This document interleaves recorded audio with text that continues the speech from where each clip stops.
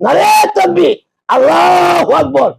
আপনারা ইসলামী তেলাওয়াতটা আবার ইসলামী তেলাওয়াতটা আল্লাহু আকবার লেখা তেলাওয়াতটা হাতে নেন, আর আমরা আগে বাড়ি। আসেন কোথায় যায় টেকনাফ তেতুল্লাহ পর্যন্ত চলে ভারতটা সেট করে চলে যাব আমরা হিমালয় পাহাড়ে, আরো দূর দূর দূরান্তে। আর যা পাবো আমাদের সামনে দাঁড়াবে কোনো মনে তেরল দেখে পোষা হালায়। বললাম তো আমার হাতিয়ার লাগবো না, আমার খাদা ফরিদপুরি যে গামছাটা হাতে উঠাই দিছে, যে গামছাটা আমাদের সম্পদ, এটা দিয়ে যথেষ্ট। এটা দিয়ে মনে করে খেলা আপনাদের শুরু করে দিব একেবারে মনে করছো নারে তুকবি আল্লাহু আকবার। প্রিয় দেশবাসী, প্রিয় ছাত্র সমাজ, বিএনপি পন্থী এবং মনে করছো ছাত্র জনতা, আমি একজন কৃষক। আমার নাম মোহাম্মদ আনোয়ার হোসেন, জাগের ডেয়ারি ফার্ম কর্ণধার। আজকে স্বাধীন দেশে, মুক্ত দেশে, মুক্ত বাংলায়, মুক্ত দুই চারটা কথা বলার জন্য ক্যামেরার সামনে উপস্থিত হয়েছি আমার নিজস্ব ব্যক্তিগত ব্যাপার নিয়ে, এবং দেশের স্বার্থ, জনগণের স্বার্থ, দেশবাসীর স্বার্থ উদ্দেশ্যে। ছোট মানুষ একজন কৃষক হিসাবে দু চারটে কথা বলবো। ভুল ত্রুটি ক্ষমার দৃষ্টিতে দেখবেন। এই বলে আপনাদেরকে সালাম জানাইছি, আসসালামু আলাইকুম। প্রিয় দেশবাসী, আজকে মনে করছো আমরা আজকে মুক্তিযুদ্ধে যতগুলা মানুষ প্রাণ হারাইছি, ভাই বন্ধু, দোষ বন্ধু, কিন্তু মা বোন ইজ্জতের সম্ভ্রমে আমরা স্বাধীন বাংলাদেশ হিসাবে গর্ব করেছিলাম। আজকে কিন্তু কিছুদিন পরেই দেখলাম যে আমরা আসলে দেশ স্বাধীন করেছি, আমরা স্বাধীন হতে পারি নাই। আমাদের পাশে ভারত একটি রাষ্ট্র, যেই রাষ্ট্র মনে করছে আমাদেরকে যেটুকু যুদ্ধের সময় উপকার করছে তার থেকে লক্ষ গুণ আমাদের ক্ষতি করেছে। যেই দলে ক্ষমতা যখন আসছে তখন মনে করছে যে ভারতের তাপেদার একটা অঙ্গরাজ্য হিসাবে আমাদের চলতে হয়েছে। এর মধ্যে জিয়াউর রহমান চেষ্টা করেছিল যে মাথা উঁচু করে দাঁড়ানোর জন্য, কিন্তু তাকে উঁচু করার মতন সুযোগ তাকে দেয়নি। শেখ মুজিবুরও চেয়েছিল, তবে কম চেয়েছিল। আমি কৃপণতা নয়, কার কোনো আমি মনে করছি কারো মনে করছি যদি মনে করছে দক্ষ থাকে, কেউ যদি মনে করেন দেশকে ভালোবেসে থাকে, বিন্দু মাত্র হইলেও বলতে আমি শিখেছি। দেখো আজকে মনে করছে আমার একজন রাজনৈতিক গুরু ছিল ডক্টর হিরণ সাহেব, তার বাড়ি বলা। দীর্ঘদিন সে তার সাথে চলেই রাজনীতিতে পাও রেখেছিলাম এবং অনেক সংগঠন করেছিলাম। আমি ঢাকা শহরে অন্তপক্ষ 50-60টা অঙ্গ সংগঠনের সাথে জড়িত ছিলাম, নিজে 5-6টা সংগঠন তৈরি করেছিলাম। যেহেতু আমি যদিও নিরক্ষর একজন মানুষ, তারপরও আমি অনেক পেয়ে গেছিলাম। আমি মনে করেন এমন একটা সংগঠনের সাথে জড়িত ছিলাম বিশ্বব্যাপী। আমি মুকাদ্দাস সাহেবের সাথে আমি রাজনীতি করেছি সংযুক্ত ফেডারেশনে, কিন্তু বাংলাদেশ বিদেশি বিশ্ব ব্যাংকের টাকা দিয়ে চলতো। তখন মনে করছো আমি ডাব্লিউসির মেম্বারও ছিলাম। আজকে কিন্তু এমন একটি পর্যায়ে, যাই হোক মনে করছো আমরা শেখ মুজিবরের দেশ পরিচালনা দেখেছি। আমরা এরশাদ ভাইয়ের দেশ চালানো, এরশাদ ভাই কেন বললাম, এরশাদ ছিল আমাদের জাগের ভাই। তারপরে মনে করো বিশ্ব জাগের মধ্যে ভারিয়ে যায়। খাজা ফরিদপুরি বলছিলেন যে বাবা তুমি ঢাকা গিয়া ইসলামী রাষ্ট্র হিসাবে তুমি এটা উল্লেখ করে তুমি পদত্যাগ করো, তারপর নির্বাচন দাও, কিন্তু সেই কথাটা শুনছিল। ঠিক সেইভাবেই তারা অদন পতন গড়েছিল, উত্থান পতন হয়। তারপরে মনে করেন আমাদের বিএনপিরও রাজনীতি দেখেছি, তবে বিএনপির লোক আর আওয়ামী লীগের লোক একদিন পার্থক্য ছিল। আওয়ামী লীগে ছিল মনে করেন যত সন্ত্রাস, যত লুটপাট, যত চাঁদাবাজ তারা, কিন্তু ওই হিসাবে বিএনপির লোকজন ভালো ছিল। আপনারা মনে করেন না আমি আর আওয়ামী লীগ করি না, বিএনপি করি না, জাতীয় পার্টি করি না, আমি কোনটা করি না। আমি একটা পার্টি করি, জালাল হোসেনের পার্টি, সেটা জাগের পার্টি। আমরা খিচুড়ি খাওয়ার পার্টি। আমরা মানুষ খাওয়াইতে শিখছে, খাইতে শিখিনি, কিন্তু খাওয়াইতে শিখছে। খাজা ফরিদপুরি এই শিক্ষাটা আমাদেরকে দিয়েছে। তাই আমরা মানুষকে ভালোবাসি। আমরা মনে করেন আমাদের পীর এমন একটা শিক্ষা দিচ্ছে যে বাবা, মানুষ হয়ে মানুষকে চিনো, মানুষ হয়ে মানুষকে চিনো, লোক মারা হালাল করো, তাহলে আল্লাহ রসুলের পাওয়া সহজ, নচেত নয়। প্রিয় মাওলানা ভাইয়েরা, দেখেন আমার আপন মুর্শিদ আমাকে কি শিক্ষা দিচ্ছে, আর আপনারা এই সমাজকে কি শিক্ষা দিচ্ছেন।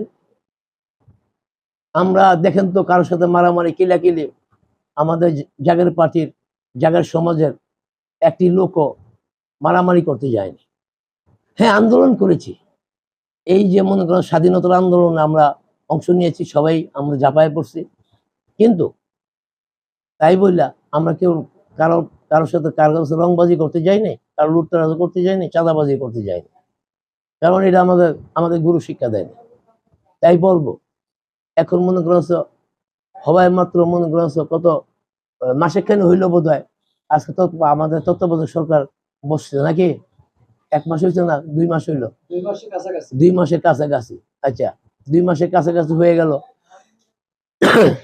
প্রিয় মাওলানা ভাইয়েরা, আজকে মনে করছ এই দেশে কিন্তু একমাত্র সুন্নি মুসলমানই ছিল ভারতবর্ষতে, শুধু বাংলাদেশ না, ভারতবর্ষতে, ভারত পাকিস্তান বাংলাদেশ, এই দেশটার মধ্যে আপনারা আজকে মনে করছ বিভিন্ন বিভিন্ন কায়দায় আমার বাপ দাদারা 14 গোষ্ঠী 14 প্রস্থান যেভাবে ইসলামের প্রচার করে আসছে, ওইভাবে আমাদেরকে চলতে দেন, আমরা ওইভাবে চলতে চাই।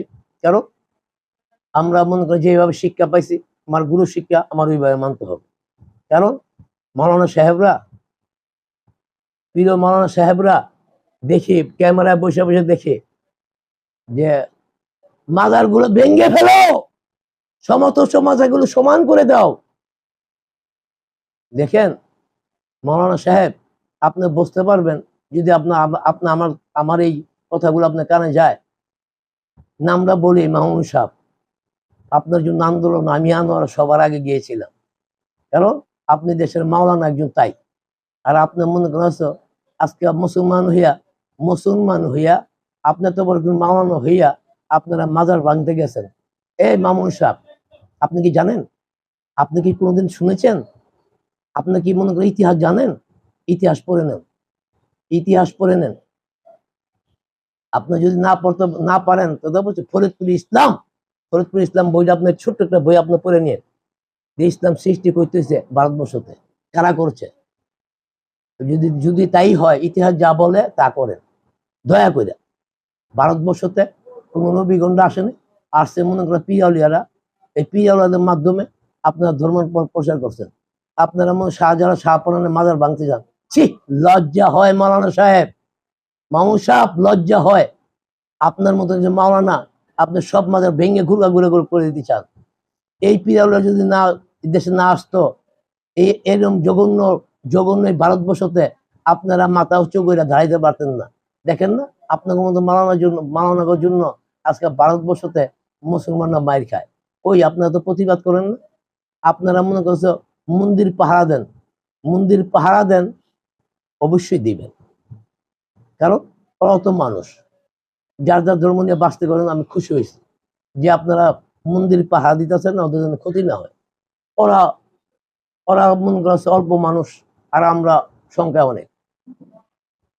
তাই বলে মাওলানা সাহেব, আপনি কি ভাবছেন? আপনি ভাবছেন নাকি মামুন সাহেব আপনার পিছনে অনেক টুপিওয়ালা দেখিয়া, অনেক মনে করেন দাড়িওয়ালা মানুষ, অত জুব্বাওয়ালা মানুষ অনেক দেখেছেন, অনেক বড় বড় মানুষ আপনারা মনে করছেন যে আপনি দেশ দখল করে নেবেন। না, এত সহজ না। মাওলানা সাহেব, আপনি যদি মনে করেন আপনি যে বড় নেতা হইতে চান, ওয়েলকাম, আমি আপনার পিছনে হাঁটবো। কিন্তু আপনার আপনার মনে করেন যে আপনার পিছনে যে আমি হাঁটবো, কিন্তু আপনার মনে করেন দেশপ্রেম থাকতে হবে, মানুষ প্রেম থাকতে হবে, মানুষত্ব থাকতে হবে। যদি আপনার মানুষ হন, মানুষকে ভালোবাসতে শিখুন। আপনি মুসলমানের কাটাকাটি ফাড়াফাড়ি লাগাই দিচ্ছেন। এই মামুন সাহেব, যে মুসলমান দাঙ্গা লাগায়, আপনি কি ভাবছেন? আপনি কি ভাবছেন যে আমি অনেক লোক আমার পিছে আছে? মাওলানা সাহেব যদি অনেক প্রিয় লোক থাকতো, আমি লোকের সময় কি কষ্টশীল ছিলেন, কি কষ্টশীল ছিলেন? আপনার হেফাজতের এতগুলা মাওলানা জেল খাটলেন। কই আপনার লোকগুলো, আপনার মাওলানা গুলো, আপনার পিছনে যারা আপনার ছাত্ররা জেলে তালা ভাঙতে পারলো না? আপনারা আটটু শীতাইয়া দেখেন, আটটু শীতাইয়া দাঁড়ায় দেখেন। আপনারা মনে করছেন আপনারা 5 কোটি আইবেন, 5 কোটি, আমরা 5,000 দাঁড়ামো। এই যে দেখেন না, 6.5 হাত গামছা, এক গামছা দিয়ে পেঁয়াজ দেবো, কথা বলছেন, পাতালি করে খালি কলার টান দেবো, চিৎ করে হালাই দেবো। একবার আটটু দিকে দাঁড়ায় দেখেন। আমি আনোয়ার বললাম, যান চোখ খুলে তাকান দি, আপনার ছোট ছোট মাজার গুলো ভাঙতেছেন কেন? হ্যাঁ, আপনারা একটা কাজ করতে পারেন, তাহলে আপনাকে ধন্যবাদ জানাইতাম। একটা কাজ করা উচিত ছিল, মাজার গুলার থেকে গেঞ্জা, মদ, জুয়া, মাগিবাজি, নাচ গান, এগুলো আপনাদেরকে তুলে দেওয়া উচিত ছিল। আপনারা এটা পারতেন। এটার জন্য আমি আপনার সাথে একমত।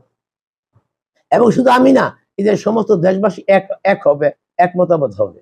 কারণ অলিয়া লাগারা মনে করা ঘুমাই দিচ্ছে, এই সুযোগে মনে করা কিছু কিছু লোক, দুষ্কৃত লোক, ওখানে গিয়ে ওই গেঞ্জার আসর বানাইছে। যেমন শাহালির শাহালির ইতিহাস জানেন মামুন সাহেব? জেনে নিয়েন। তার অলিয়তার পাওয়ারটা কতটুকু, তার ওজনটা কতটুকু। অন্ধ হয়ে যাবেন মামুন সাহেব, অন্ধ হয়ে যাবেন। এই কাজগুলো করেন না। হ্যাঁ, আপনারা মনে করেন সমস্ত মাজার থেকে গেঞ্জার আসর বন্ধ করেন, গানের আসর বন্ধ করেন, গান বন্ধ করেন, গান বাদ্য বন্ধ করেন। ওখানে মনে করেন মানুষ নামাজ পড়ে, 5 ওয়াক্ত আযান দিবে, নামাজ পড়বে, আল্লাহ বিল্লাহ করবে, সেই সুযোগ দেওয়া হোক। কিন্তু আপনারা মনে ঘরে মাজার ভেঙে দিবেন, যা ইচ্ছা তা করবেন, এটা আপনার মনে উচিত না। আপনার ভালো লাগে, আপনার মনে করেন আপনি সুন্নি মুসলমান হয়েন না। আমি সুন্নি মুসলমান, আমার আকীদা একরকম, আপনার আকীদা একরকম। আপনার আকীদা আপনার মুসলমান, আপনি চলেন আপনার মুসলমানই, আপনি তো আল্লাহরই মানেন, আপনি দয়াল নবী সাল্লাল্লাহু আলাইহি ওয়াসাল্লাম মানেন, আমি তো তারই মানি। হ্যাঁ, এমনির কথা আছে, মক্কা সবার উদ্দেশ্য মক্কা মদিনায় পৌঁছা, মক্কা মদিনায় পৌঁছা। যদি আমি ভালো মুসলমান হইতে পারি, আমি যাবো প্লেনে। আর আপনি যদি একটু কমজোরি মুসলমান হন, যাবেন হেলিকপ্টারে। আরো কমজোরি হইলে আপনি যাবেন জাহাজে, কিন্তু সীমানা এক জায়গায়, মক্কা মদিনায়। তবে আপনাকে বলবো, এই দেশের মানুষকে বলবো, আপনারা সবাই দয়া কইরা মাজার গুলাকে ঠিক রাখুন, এবং মাজার থেকে যত অবৈধ জিনিস আছে, যে অবৈধ কাজ আছে তুলে দেন। এই বলে মনে করছো আমি শেষ করছি। আমি আরেকটা স্লোগান দিচ্ছি, আসুন আসুন মাওলানা সাহেবেরা, কাঁধে কাঁধ মিলে, হাতে বুকে বুক রাখিয়া আমরা স্লোগান দিই, একতার বল হই বলিয়ান, আকাশে উড়াই বিজয় নিশান, নারে তাকবীর, আল্লাহু আকবার। আপনারা ইসলামী তেলাওয়াতটা, আবার ইসলামী তেলাওয়াতটা, আল্লাহু আকবার লেখা তেলাওয়াতটা হাতে নেন, আর আমরা আগে বাড়ি। আসেন, কোথায় যে টেকনাফ তিল্লা পর্যন্ত চলে, ভারত দেশ ছেদ করে চলে যাব আমরা হিমালয় পাহাড়ে, আরো দূর দূরান্তে।